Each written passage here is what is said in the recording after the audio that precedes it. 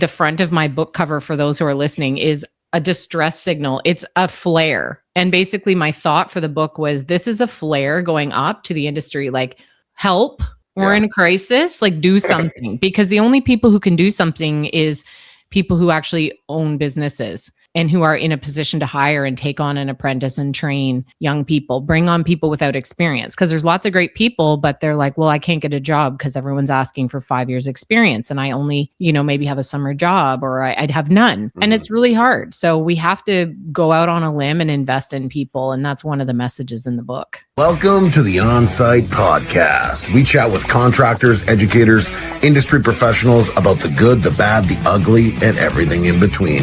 So without further ado, let's fucking get into it.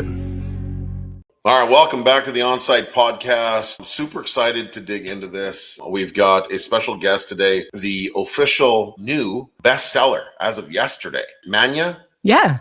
Is one of the educators inside of the community, specializing in HR support and other type of communicative relative support assistance. But she just launched a new book, and I'm excited to get into this with her today. So thank you so much for being here. Hey, thanks for having me. You're my first podcast since we hit #1 bestseller last night at 10:30. Let's go. Yeah, I ordered my copy. Appreciate it. Thank you. Yeah. I appreciate everyone who did. It's so wild to me to think that people are getting on there and buying it and giving me really honest reviews and feedback. Yeah. I mean, I had 10 trades guys read it ahead of time because I needed to make sure that there was no bullshit in there that they were going to get turned off by. So bullshit has been removed. And actually, the feedback was good. There wasn't really too much. So anyways, that's awesome.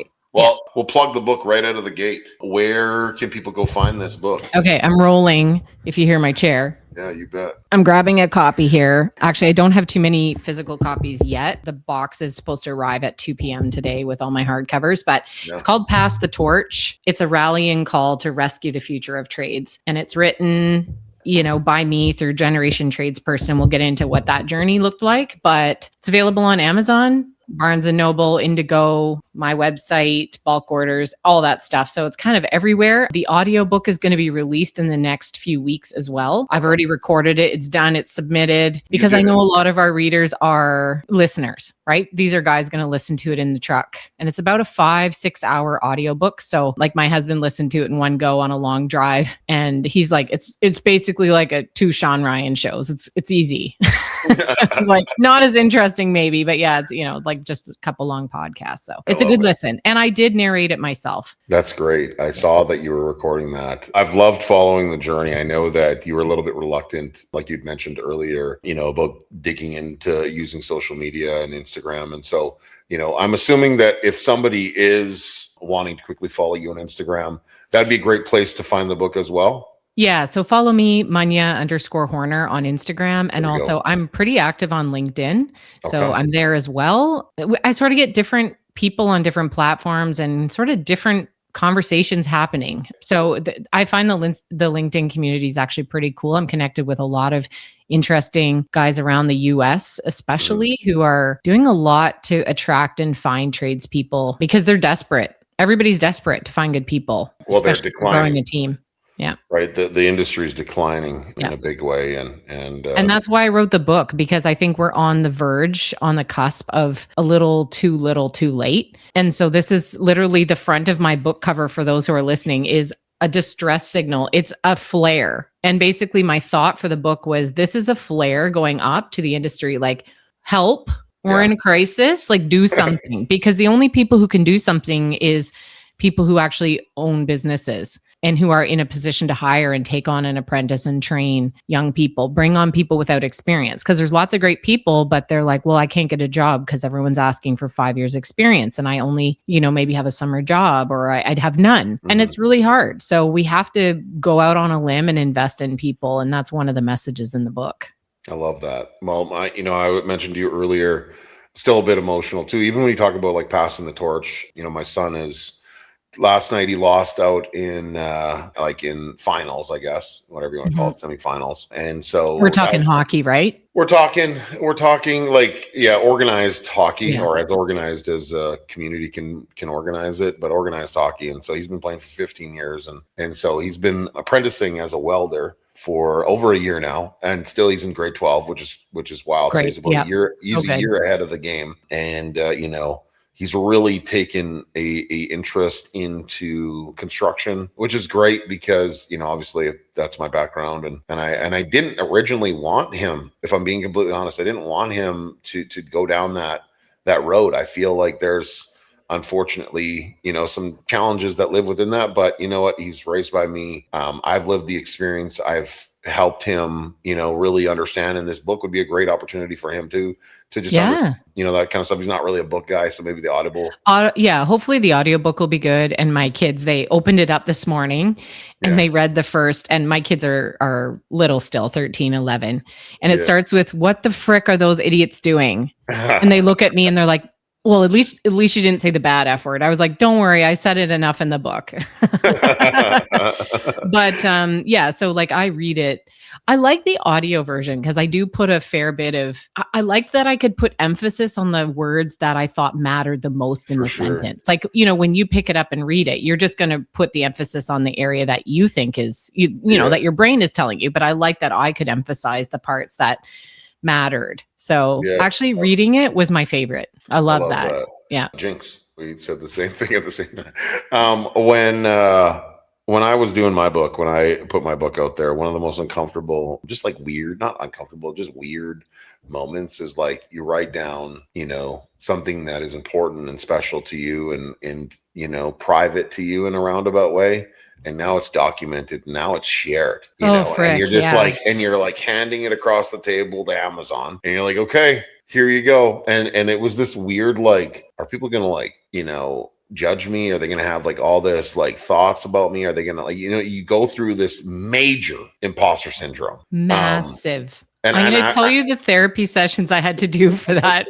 I'm going to tell you. Okay, we'll go into it. Yeah, let's do it. I mean, I can tell you, like I don't really get nervous about a lot of things. Like I can usually like stomach quite a bit. It was a weird thing. It was like, you're starting to process, okay, the thing will never go away. Like it could live on somebody's shelf for the rest of their life. Like they could pass it down to other people. It could be like, all of these things. And you're just like, oh shit. Like, okay, this is, I know. And like really personal stories. So I even have some stories about family in here. So I'm holding up the book. My uncle Ed, here's a picture of him with a cake, his anniversary. It was his 40th anniversary. So he was a general machinist, welder, worked for ESCO. They're a big steel buckets and like mining and digging, like really cool. So he passed away and just this September had his funeral.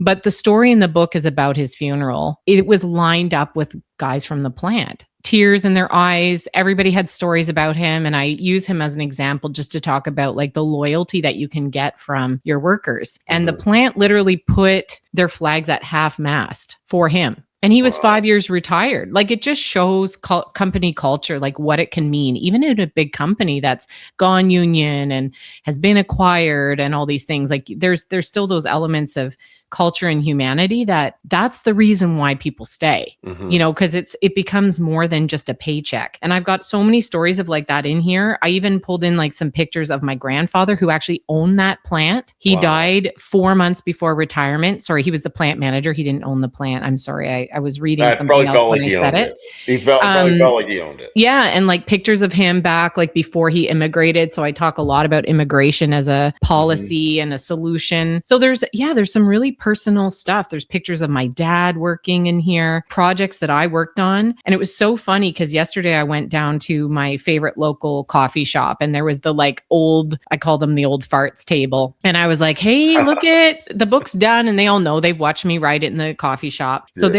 I got a picture of them. They're all gathered around, hunched around, reading the front cover. And they're looking at a couple of pictures of projects that I posted, like, this is a veranda that I restored when I was doing restoration work. And so they're like, where is that? Is that over on King Street? Because they're like nosy Nellies and they all donate to the conservation efforts and heritage preservation funds. And I'm like, oh, that one? No. That's on Church Street across from the whatever. And they're like, oh, yeah, that's that house. So anyways, it's just really cool to see. But I mean, it's like your resume just put in front of everybody. Yeah. And one of the things I noticed that's really fucking weird is I put 3rd generation tradesperson on the front cover. And do you know how hard that was? Because I'm not currently a tradesperson. I spent about 4 years in the trade working for my dad's business. And I had people say, does that make you a tradesperson? I was like, well, if you spent 4 years playing hockey, does that make you a fucking hockey player? Yeah, I think so. Like, do you know how to glaze a historic window? Yeah. No? Okay, well, I could right now. So, like, does that make me a tradesperson? Having that label actually was really hard. And I didn't realize that would be questioned. Yeah. And I don't know if it's because I'm a woman or because I don't do it anymore. Like, I'm now working as, for trades companies. I don't own or operate a company currently in the trades. Right. And I just thought, isn't that interesting? No, I love it. This is exciting. Hey, we've got an ad here. Make sure to pay attention. What's up, guys? Are you a contractor or business owner looking to take things to the next level? Well, I've got something for you. The Elite Builder Society is a community that helps contractors grow and scale. For $49 a month, you can have access to 20 group coaching calls. Look, you're probably wondering, how am I going to show up to 20 calls, Brandon? That's a lot. And yeah, it is a lot for $49 a month. But every call is recorded so you can watch it at your leisure.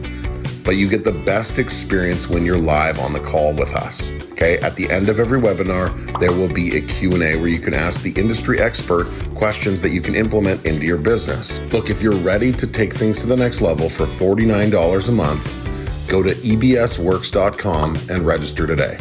I look forward to seeing you inside the community.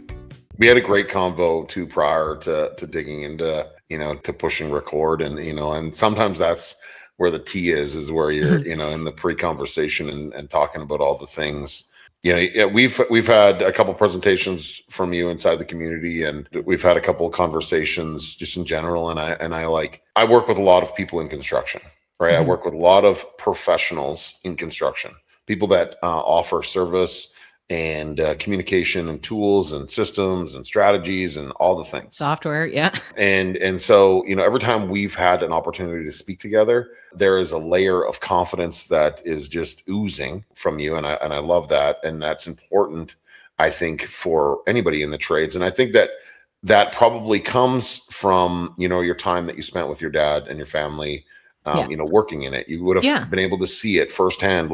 And when you talk about passing the torch, there's so much shit that your dad would have gone through that you didn't get to see, but you saw, indirectly. But because he's a guy and he's quiet and he bottles it up, you didn't hear all of it. And I've actually had conversations with my dad where I'm like emotional and crying and just like, Dad, I'm so sorry for that year I judged you where you almost went bankrupt. Yeah. Like I had so much judgment going, how could he have gotten himself in that situation? And then here I am in a tough cash flow quarter or month thinking, oh, you're such an asshole. Yeah.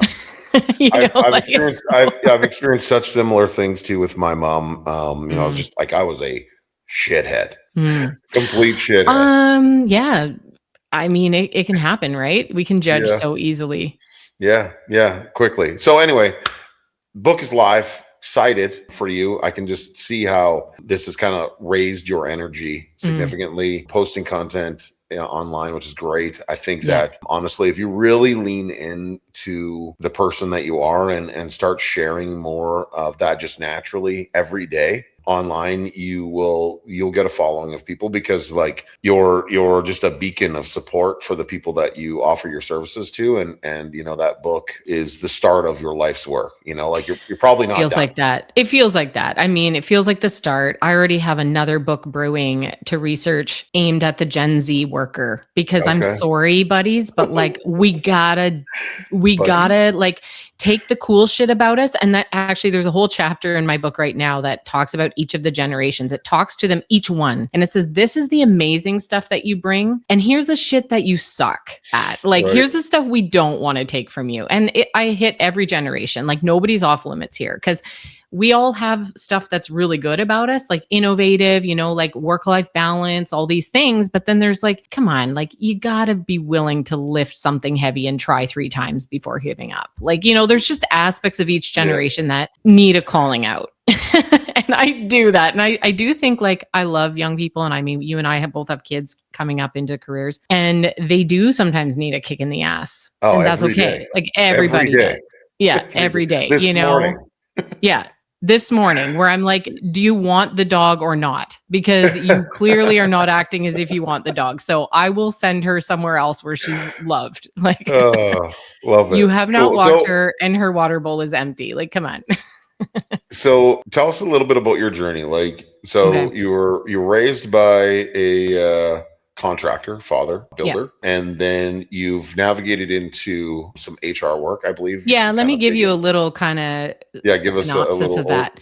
yeah. So, a couple of things that may feel relevant and may not. So, for starters, I had a really interesting childhood education. I actually was homeschooled for 6 years intermittently, and that was because I had a sister with cancer, and then I went to school and then just actually loved homeschooling better. I was really self-motivated. I love that style. Like, what grades would that have been? Okay, so I was homeschooled from the very first grades, like SK grade 1. Yeah. Because my sister had cancer at the age of 5. She's fine now. She's a mom, kids, like it's all good, but it was pretty pivotal. My dad actually, that was when he started his business, was after he spent 9 months in the sick kids hospital with my sister. He had quit his construction job and then started his company that year right after because he had no other chance. Like he sort of needed to be there for his family, 4 kids, one just recovering from, a year of chemo. She survived and it was very, tough, very tough. So I homeschooled those years, went back to public, came back out, did certainly grades 6, 7, and 8 were homeschooled. And that was really cool because I'm a musician as well. So I got my teaching certificate in violin by the time I was 13. Oh, wow. And I played orchestra and I was really involved in gigs. Like I was making paid gigs as a 13, 14-year-old.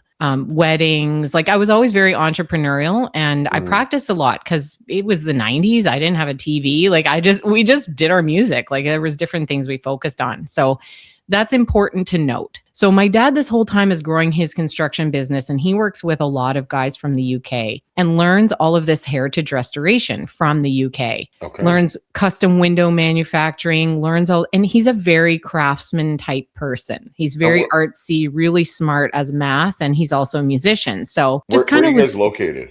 We're in Ontario. Okay. East of Toronto. And actually, we were probably pretty influenced by our town because Port Hope happens to be the best preserved downtowns in Ontario. Okay. We're really known for our heritage architecture and have a very active conservancy group. A lot of money gets put into keeping all these beautiful buildings well restored. So he gets into that. So I grow up around beautiful architecture. My dad, who's always in the shop doing really intricate, beautiful work. And I'm in there with him. He teaches us to use all the tools. So I'm on the lathe, spinning spindles, manufacturing ultimately at a small scale for projects, for real work. Not because I was it was child labor, but because I loved it. I wanted to do it. And I'm one of 5 kids and we've all worked for my dad, all of us. And my brother still, he's taken over the business. He's 30 now, so things have evolved for him, but I got to work on a lot of sites. Now, mind you, it was through my teens, but when I was 14, I set up his business on QuickBooks. We went from paper-based to QuickBooks accounting. And you and I talked about that recently. He's still using the QuickBooks setup from 23, 25 years ago. Actually, they're ready to shut him down because he's not even on the online version. Anyways, we won't talk about that. That's his dirty laundry. But yeah, so I did all that stuff. I actually didn't get introduced to a trade as a career because I had really good grades in high school. I had high 90s. So I got a scholarship to university for academics and went and did a business degree. And then from there, I did adult education, because I was teaching music. I kind of thought that music would actually be my path. I had been teaching music since I was 16 for full time in a studio. I had 40 students every week, group classes. I'd gotten into the Celtic fiddle stuff. I had learned from Natalie McMaster, those kind of people. Yeah, so I was full on music teaching. But then I ended up playing a gig and I was talking to somebody at the gig and I said, I'm kind of thinking about something more corporate. I want to do something different. I'm getting tired of all the same mistakes from my students repetitively. And I didn't want to trade every half hour for $50. I was kind of getting tired of that. So she said, well, I work for the Club Med of corporate training. And she was this brilliant flute player, PhD, really smart. So she introduced me to BMO. I ended up in a corporate training gig for 5-6 years, best in class training development. And I was building all that stuff. So I have had quite a career in corporate side of training development around skill training, coaching, communications, all kinds of stuff. I left there to freelance for about 5-6 years when I had really tiny kids, and then built my business about 5 years ago. And we do custom training development. So everything from like starter onboarding all the way up through career path training, so like going from apprentice to journey person to supervisor. We build apprenticeship programs even for unions. So we do a lot of training development. And then now we have courses that we offer more in the communication, leadership, supervisor side, and we develop those human skills. Those are pretty standard across all the trades. And we have the HR stuff. So I've got some really good HR consultants on the team who are doing fractional HR for companies, like, 5 hours a week or whatever they need. Yeah. And that side's pretty cool, but I'm actually more on the training. That's really my background. So when I built the business, I really wanted to actually accelerate people's skill. So I do a lot of skill development in the book. I include my theory around it and then practically speaking how to develop skill faster. And it comes actually from sports and music world. Like it's not unusual. Sure. It's not unlike that. Yeah. I was actually thinking that too. Like some of my best employees ever to date were athletes. And I think the reason they're so successful when they transition from one thing to the other is because they're forced to win and lose regularly. So they get that kind of that muscle on both sides. They get to experience that muscle on both sides. To get to work with or perform under several different coaches. So they develop personal skills with people because they're forced to either win or lose for somebody else, every other year. And the camaraderie, with multiple people and different groups and different people. And so I've always loved that thirst and excitement that, athletes always bring, or, competitive people always bring, because I feel like they're more geared to normal life. Normal life is going to throw you curves all the time. Wins, losses, challenges, complexity, people that you don't like, people that you really like, people that change, midway through when you like them. Now you don't like them anymore. And I think it really cultures you for your life. And, that's also what I'm so excited about. And that's what I was kind of getting emotional about when you talk even about like passing the torch. It's like for my son, he's going to go from this life experience that he's built for the past 15 years into this new life. And he's set up for success. Like he's literally set up for success. And he probably even has his own form of imposter syndrome, that's telling him that he's not. And so I think this book is going to be really unique. I can't wait to get it. I'm excited to read it, and I'll give you honest feedback. I mean, I know you will. The feedback will be great for sure. Like I haven't really heard or, learned anything from you that I've thought is like not fitting. I think that everything that you've kind of put out there is always aligned with, similar values. For sure. And the only time when I look at this book and think like, oh, someone's going to just go, yeah, there's no way. It's because it is a hard process. Like I have an entire chapter called knowledge capture, and it's outlining my client process for capturing knowledge from them and then taking that information and turning it into training. And that's the only part that someone's probably going to read and go like, yeah, no fucking way. Cause it's a ton of work. Like getting information downloaded from your top guy before he retires is not an easy process. Like you basically become an investigative journalist, a criminal interrogation specialist. Because you got to like pry the information sometimes out of them and just know what questions to ask to extract it. And we do a lot of body worn camera to get footage. Like there's a lot of things you got to do to get this stuff from people if you haven't had a formal mentorship or documentation process. And I share stories in here. Like I learned from this old guy, Bronco. Literally, I just flipped to his picture right here. This guy, Eastern European, English atrocious, spelling even worse. And he taught me everything I knew, and I can still shape a scraper to work perfectly. And like, I know exactly what to do because he showed me the tricks. Yeah. But like, I have to share that to someone else. Otherwise no one else will know. Like I'm just as much guilty of having to pass the torch as anyone else. Like none of us are off the hook. Actually.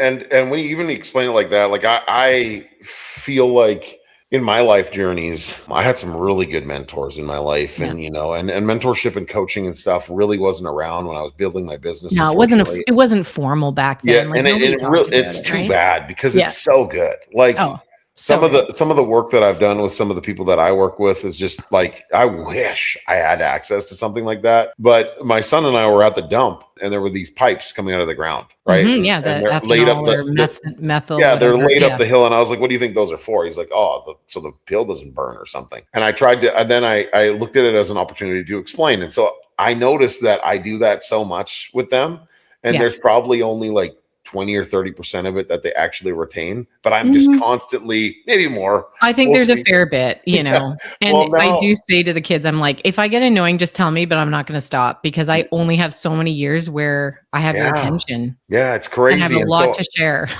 You feel like you want to set them up for as much success as humanly possible, and give them just everything. You're trying to get them to download everything in your head, everything that you've gone through, so that they can maybe avoid some things that they don't need to go through, and maybe capitalize on things that maybe we didn't capitalize on. Well, and they're going to learn it somehow. And my worst nightmare is like when my son holds his fork. I'm going to use a stupid example, holds his fork a certain way. And I'm like, where the heck did you learn that? I know it's from some random YouTuber named Nick, who's like the meat man on YouTube or something. I don't know. Like, they're going to learn it from somebody. So if you don't, sometimes I look at it and I think, why are you doing it like that? Well, he was influenced by some idiot online. Like, if I want him to have my way, I got to show him my way. I got to brainwash him while he's young. You got to create more content. You got to do the same thing. You got to create more content. One of the things you could do too, just a thought, I don't know if this is really a thing, but when you created your Audible book, YouTube is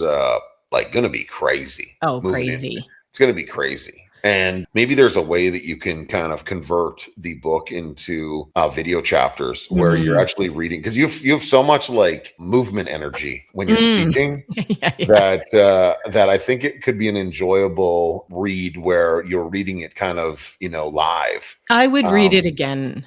I would read it again for sure. I actually thought being in the studio was really fun. And after the first chapter, I had 2 days. Did you record it? I did. I recorded it. I went to like a proper studio, a guy that I know. Recorded the whole thing though? The video didn't work that well because it was picking up a bit in the studio. He didn't like that there was a bit of interference. So he ended it. But the second day he recorded on his fancy camera. So I'm hoping to get, at least some of it. But I mean, I'm not interacting with the screen. I could do a better job. Yeah, but you should do that. You should look at, honestly, like I've heavily encouraged people to, this would be a great promotion for your book. And this is airing, this podcast is airing on May 18th, by the way. Nice. It's a ways away, but that'd be a great little exposure tool for you. Read the whole thing again and record each chapter and post that as YouTube shorts and long format every chapter. You just carry a lot of visible energy when you're speaking, and I think that would really translate through in the book, and I would really enjoy that, honestly. Yeah, well, and I think it was good. The studio producer, he's like, paused the thing. He goes, "Wait, have you done this before?" And I'm like, "No." And he's like, okay, because this is really fucking good. Like, I'm going with no stops, no mess ups, no breaks. And I'm like, guy, I'm going to Florida on Saturday morning. I gotta get this done 6 hours before I have to pick up my kid. Like, we got to roll. Let's go. Like, you're slowing me down. No way.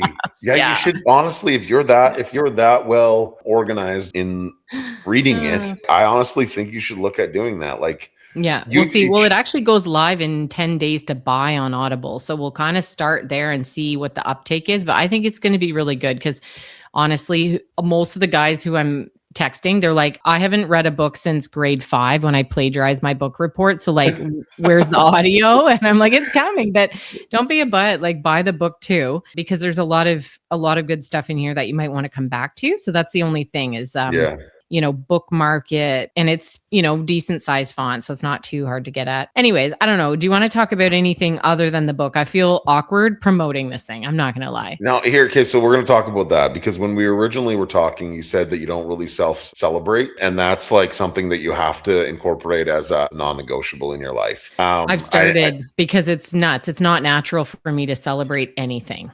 Yeah, you have to. You have to unapologetic, because there are so many people that are out there that are celebrating your victories alongside you, and they need a little bit of flame to start the torch, so to speak, or to start the process. And we're the people that do that, like I was uncomfortable promoting myself, but at the end of the day, if I don't promote myself, then other people don't get to capture that experience as well. So true. And I think we expect sometimes people to just naturally progress to celebrating our victories alongside us, but that's not how it works. Like you have to start the process to get them excited. A friend of mine owns a gym, and he's been on the podcast, and I talk about him quite a bit, and he's a great friend of mine, and he's always been very supportive. And so he built this incredible gym. Like it's probably one of the best gyms in Canada, if I'm being completely honest. Best equipment, cleanest, it's got great water, it's got great air. It's like he's gone over and above, and he continues every day. And so he moved from one location to another. And within a year, it was all set up and it was all transformed. And, he doesn't have a big, budget or anything like that, but he's done a lot with a little. And what I'm getting at is that he never celebrated his victories ever. And I was like, dude, let's just he was talking about, I got to do this and I got to do that. And I was like, just stop like for 1 second and let's just stand back and look at this. Is fucking insane, dude. Look what you've created. And he was like, yeah, I guess I don't really like celebrate the victories. I was like, every day you need to get up and fucking promote yourself every day. So it's funny. Okay. So I didn't even stop and celebrate my first over $1 million year. Mm-hmm. And, these are milestones, especially for women. Do you know, 1% of women-owned businesses gets over $1 million in revenue? It's a really small percentage of women-owned businesses are over 7 figures. And I was like, oh, we did that in 18 months, and I was just like, okay, yeah, cool. And it was my accountant who sent me an email and was like, way to hustle and grind. Holy shit. Cause we went from 250 one year to 1.2 the next year. It was just a ridiculous leap. And I was like, okay, if my accountant is telling me I should probably pay it notice, maybe I should. So I actually saw him because, small town, I saw my accountant, I shared the book and he's like, good for you. Isn't it brutal how we have this stupid trauma response where we've never achieved. So we're forgetting that, wait, this is actually an achievement. Stop along the way and stop and smell the roses. And I think that you have to, I think you have to. You have to prioritize that. Yes, sir. Yes, yes, sir. I think you have to prioritize that, just as as a regular part of your day to day. Not in it's not even an egotistical way. It's just I want to self-promote myself and my great success and my achievements because I've also gone through, some hard things. You've gone through some challenges in your life. Hard things, you just talked about your sister and I don't know what your celebration was like after that, Probably nothing. Yeah, that's not, that we have got to make daily celebrations. And the other cool thing that I also really enjoy doing is focusing on other people's celebrations. So that's something that has really been, a natural filler for me where I will just I will attach myself to other people's success, not in in a negative way. It's more just I want to celebrate that victory for you because I'm so happy because I know that you're probably not doing it enough. I love that. And I think it's the cheerleaders seriously in my life that have made me stop and pay attention. I have one good, amazing childhood friend, Laura, and she yesterday goes, meet me for coffee at 10:30. So I meet her for coffee and she's got flowers and I'm like, oh, frick. She's always the one who's like, wait, you haven't celebrated yet. And I'm like, you're right. So there are these great people, yourself, I've got some great friends and, I have to model it more because even with the kids, they're like, oh, you wrote a book. Yeah. Cool, mom. And then they go back to their YouTube. I'm like, damn it, I wrote a book. Yeah. When you talk about that, when you say that your kids recognize that and you're, thinking about that, when your kids look at you, they model kind of who they will become. They do. And I think I want my kids to self-promote themselves and self-succeed and deliberate and boast about themselves in a confident manner, not an egotistical manner. And in order for me, I think, to gain the confidence that they understand how to do that, I have to do it. And so, for your kids then, we'll find a way for you to get the fuel. But now I feel guilty because my daughter just got into this really elite private school. And she was shortlisted for a full ride scholarship. She was one of the last few that was did an interview. Mind you, she didn't get the scholarship. And I could tell she was like, damn it. Cause like that would have been hundreds of thousands of savings for Yeah. me. Like she felt really bad. And I was like, I am so proud of you. Like you got in the school on your own merit, your academic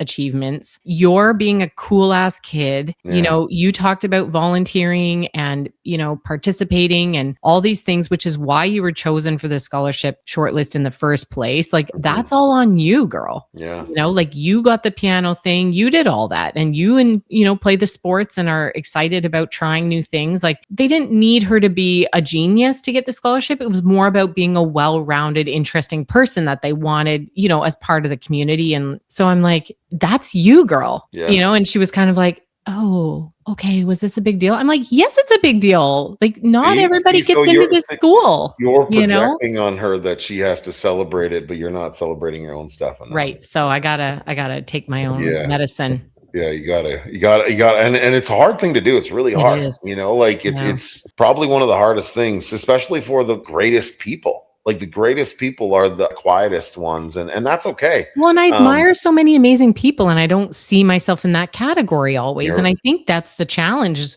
you know, sometimes you still see yourself as a small child. Like, no, I'm a 40-year-old woman with a major career behind me. Like, but you kind of forget. And he just published a bestseller. Just bestseller. No big deal. No big deal. That's awesome. Well, I'm so excited for you and your family and for the future. And I'm sure that by the time people are, where are we today? Or March? Yeah, end of March. 23rd. 24th, it went as a bestseller. So we're about a month away from, you know, when it was published and when he became a bestseller. And so, you know, maybe you'll be cracking into your next book by the time. I think I might need to ride and promote this one for a little bit before I start, you know, thinking about the next project. But hey, there's always so much going on. We know how it is. Like, you know, the wolves are hungry. We got to keep them at bay. Always hustling and, you know, really trying to help our clients because that's who it's for. You know, like this book is for all the people who are wondering why they can't retain their staff. Like, why have they left for the guy down the street? Or why can't I seem to get people to stay longer than a year and a half? Like, what am I doing wrong? Because I know there's a lot of judgment on ourselves when we run businesses. Like, what am I not doing? I don't know if, you know, how reflective your audience is, but I'm guessing they want to do better in life because they're listening to you. So, So this book is for them, really. It's for the leaders. It's for business owners. It's for business owners. It's for leaders in companies. It's for trades union guys. It's for anybody in the trades responsible for any person, you know, and it's really about the first half is how did we get in this mess where we've got not enough people and so much demand. So I did a lot of research actually on like the history. I went back to the 60s. I looked at immigration. I looked at culture. I looked at society, education in high schools. Like I went in it. I did a lot of research and then just kind of boiled it down into here's what happened. You probably all suspect and feel it in your gut, but like it feels intentional to me. It's implied. This is why it's, you know, even as you explain the work that you put into this book, I feel like you probably should have put together a book years ago. Like this is a natural progression for you. You know what? I woke up in July. Let me tell you the story. Okay. In July, I woke up with a title and it was called Pass the Torch in the Trades. And that happens to me a lot. Like I get kind of hit with a little lightning bolt and I grab my phone and I write it down. Yeah. So I woke up with this title, Pass the Torch in the Trades. Mind you, 3 days later, I woke up with a fiction series title as well, and it's kick-ass. So I might have to hire a ghostwriter for that one because I don't know if I have time for fiction too. But I went to actually Renee Warren, you know, Dan Martell's wife, Renee. So she hosted an event. She's a really good friend of mine. So I bought a ticket to her event just because I'm like, I got to support her. I was coming through Kelowna from a business trip, Portland, Vancouver, drove to Kelowna. Anyways, I was at her event and she had this guy on stage, Chandler Bolt, and he was there promoting his publishing company and, you know, kind of talking about, hey, a book is amazing. Like if you've got a story, you got to write a book. So he handed out a paper to everybody in the audience and it was a little mind map. And we did a 5-minute exercise, just mind mapping concepts. And in 5 minutes, I was like, holy shit, that's Pass the Torch. And so on the plane ride back, I formalized the outline and I called a friend of mine who's a writing coach. And I said, I need to work with you in a couple of weekends before we go on holidays. Like I got to write this book. So she helped me map out the whole book in one weekend. We got an Airbnb and then she was my accountability coach. So every week She met with me and I owed her a chapter and she's like, this sucks, add more stories, like you didn't swear enough, whatever. And then, within 15 weeks, I had a book. That's wild. What a journey, and you're going to look back at that. There are these milestones I've recognized as I, age, I guess, so to speak. You can like visibly see like milestones or like directional guides along the way. And like that moment, this journey that you got to by putting this book together could redefine the rest of your life. It honestly could be that legacy piece. And I never thought I'd write a book. I honestly didn't really think that was something I wanted to do. It felt like a really big job. And it is like actually writing it was the easy part. But I think now this is the first of many. So, I think so too. I think this book is just like a scratch the surface. So I'm excited about where this can go. And now, because I'm a process person, like one of the things we do for most of our companies is we help them document their processes and just do a better job of building systems. And I've already written the process and like had Claude rake it through the coals, already just outlining how we do a launch better, how we would, go through this process with less pain the next time. So if anybody needs the playbook, just let me know. Yeah, you already became an Amazon bestseller.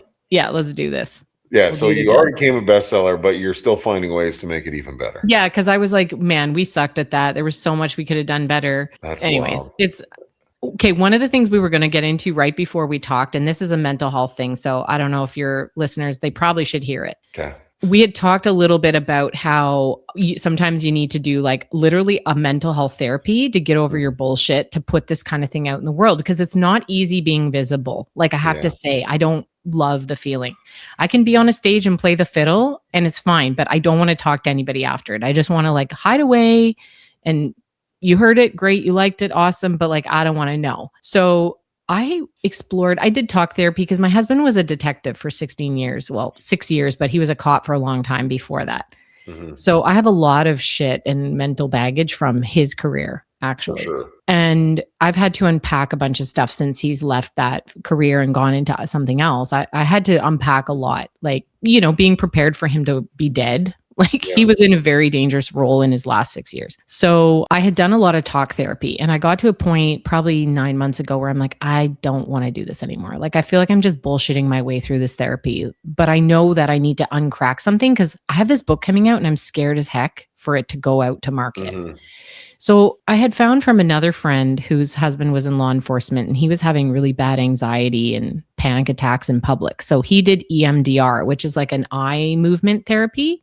Okay. Don't ask me. It's well documented therapy. Like your eyes literally go back and forth on a screen. I don't know how this freaking works, but it apparently like reconnects neurological pathways from the left to the right side of your brain. Okay. So it's a genuine therapy. So I found this woman who does it. She's not hocus pocus. I don't want like a shaman or anybody like that, like, doing their thing. So she's a social worker. She does this therapy. I'm like, let's do it. And she's like, what do you want to talk about? And I was like, I don't know, but I've got this book coming out and I'm scared as heck. So she's like, okay, let's kind of go there. So the whole point of the therapy is like your eyes are just blinking back and forth and you're just letting your mind roam. So it goes immediately to an audition I had when I was 13, where the woman on the other side of the table, I think she said, oh, not that song again.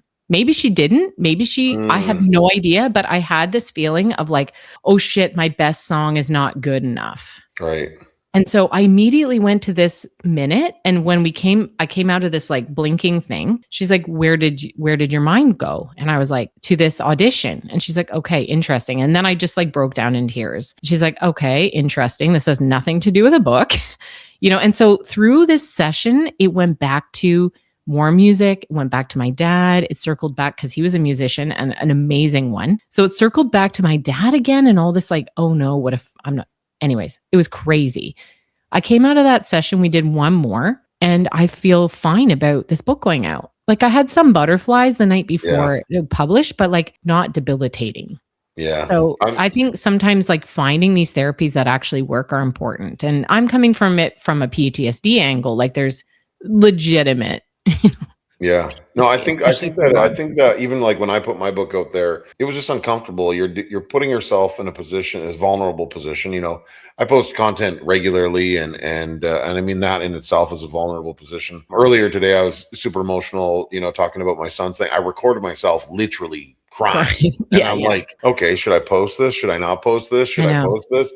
And so you get in the stage, and you know what? I think the audience deserves a true version of you. Like, I think the audience deserves who you are, and the right people will align themselves with you. And you're always going to have haters. You're always going to have people that, you know, judge and ridicule you and have these opinions and thoughts about you. But at the end of the day, you know, that's not why you're doing it. You're doing it to provide for the people that benefit from whatever you're putting it. Yeah. That want it. And so, you know, and a lot of times, unfortunately, those aren't the people that are voicing the happiness. Just like you're quiet with your wins and your, you know, success and that kind of stuff. And I think really people need to focus on really using their voice to celebrate other people in the loudest way possible, because there are so many limited people that do that. And there's so many negative people that are so quick to talk about the negative stuff that you feel like in a roundabout way that, you know, that's all the noise, but it's really not. You know, the noise is all the positivity.